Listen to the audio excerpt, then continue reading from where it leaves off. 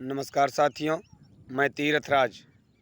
साथियों, आज हमारे देश में पिछले 10 सालों से भाजपा सरकार है।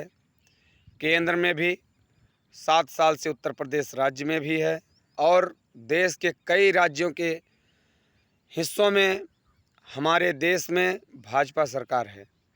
साथियों, भाजपा एक ऐसी सरकार है जो जुमलेबाजी और झूठों की सरदार है। आप सभी लोग जानते हैं, ये देश झूठ पर नहीं चला है आज तक। ये देश जुमलेबाजों से नहीं चला है आज तक। इस देश की अपनी एक अहमियत थी, इस देश की अपनी एक मर्यादा थी। लेकिन जब से भाजपा सरकार इस देश पे राज कर रही है, तब से इस देश की अहमियत, मर्यादा दोनों का लगातार दिन ब दिन स्तर गिरता जा रहा है। हमारे देश के प्रधानमंत्री श्री नरेंद्र मोदी जी स्वतंत्रता दिवस के शुभ अवसर पर लाल किले पर खड़े होकर के कहते हैं, आज मणिपुर में सब शांत है, मणिपुर में कोई हिंसा दंगा नहीं है। लेकिन उसके अगले दिन ही फिर से दंगा भड़क जाना ये सिद्ध करता है कि नरेंद्र मोदी जी झूठ बोलते हैं और उनके इस झूठ का उजागर एक बार फिर से हुआ है।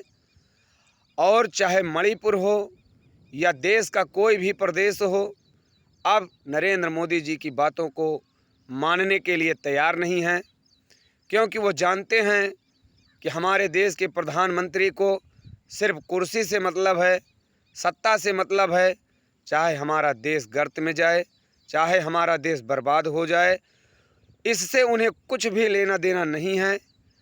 ये सिद्ध करता है कि जब हमारे देश के स्वतंत्रता दिवस के शुभ अवसर पर प्रधानमंत्री जी को देश के बारे में बात करना चाहिए, देश की सुरक्षा रक्षा के बारे में बात करना चाहिए, स्वास्थ्य के बारे में बात करना चाहिए, बहन बेटियों की रक्षा के बारे में बात करना चाहिए, तब लाल किले से खड़े होकर के हमारे देश के प्रधानमंत्री परिवारवाद की बात करते हैं।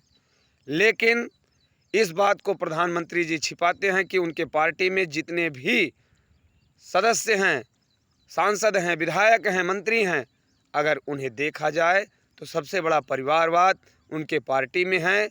लेकिन झूठ की वजह से उसे छिपाया जाता है, क्योंकि आज मीडिया उनके साथ है, ईडी सीबीआई आज उनके साथ है।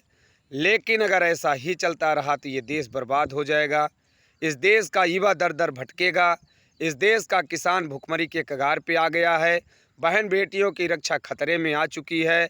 इसलिए सभी को समझना पड़ेगा कि ये सरकार झूठों की सरकार है, टोटल जुमलोबाजों की सरकार है। इसलिए इस सरकार को 24 में हम आपको ध्यान में रखते हुए उखाड़ फेंकने का काम करेंगे। ज़रूरत है इस चीज़ की। अगर आज नहीं जागे तो फिर कल भी नहीं जाग पाओगे। और कल हमें जो बाबा साहब भीमराव अम्बेडकर ने वोट देने का अधिकार दिया है संविधान के तहत, वो संविधान नहीं रहेगा, वोट देने का अधिकार नहीं रहेगा, लोकतंत्र खत्म हो जाएगा, फिर से राजतंत्र आ जाएगा और फिर से वही तानाशाही रवैया अपनाई जाएगी। बताइए, हमारे देश में मोहन भागवत जैसे लोग कहते हैं वही 100 साल पुराना हिंदू राष्ट्र बनाना है। लेकिन हमारे भाइयों, पढ़े लिखे बुद्धिजीवी भाइयों, आप लोग जानते हैं 100 साल पहले का भारत क्या था। हम आपको पानी पीने का अधिकार नहीं था, बोलने का अधिकार नहीं था, पढ़ने का अधिकार नहीं था, उनके बराबर बैठने का अधिकार नहीं था। अगर फिर से वही भारत आप लोग चाहते हैं तो आप लोग अपनी मर्जी से करिए, अगर नहीं चाहते हैं तो इसका विरोध होना चाहिए और 24 में ऐसी सरकार को उखाड़ फेंकने का काम करना पड़ेगा। जय हिंद, जय भारत, धन्यवाद।